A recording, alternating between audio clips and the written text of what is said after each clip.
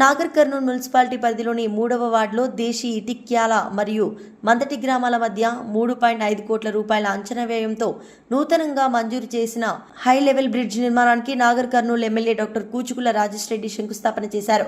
ఈ సందర్భంగా ఎమ్మెల్యే మాట్లాడుతూ హై లెవెల్ బ్రిడ్జ్ నిర్మాణం ద్వారా 2 గ్రామాల ప్రజలకు రాకపోకలు మరింత సౌకర్యవంతంగా మారడంతో పాటు వర్షాకాలంలో ఎదురయ్యే సమస్యలు పూర్తిగా తొలగిపోతాయని తెలిపారు. ప్రజల అవసరాలను గుర్తించి ప్రభుత్వం అభివృద్ధి పనులకు అధిక ప్రాధాన్యత ఇస్తుందని పేర్కొన్నారు. ఈ కార్యక్రమంలో మార్కెట్ కమిటీ చైర్మన్ రమణారావు, మాజీ కౌన్సిలర్ అచ్యుతారెడ్డి, మాజీ సర్పంచ్ కృష్ణారెడ్డి, స్థానిక ప్రజాప్రతినిధులు, అధికారులు, పార్టీ నాయకులు, వార్డు ప్రజలు పాల్గొన్నారు.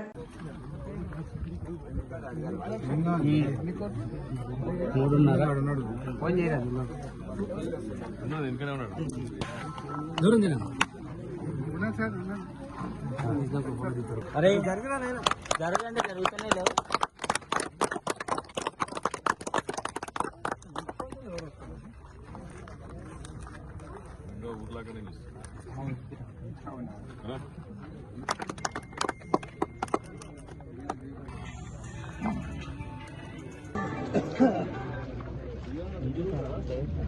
హలో.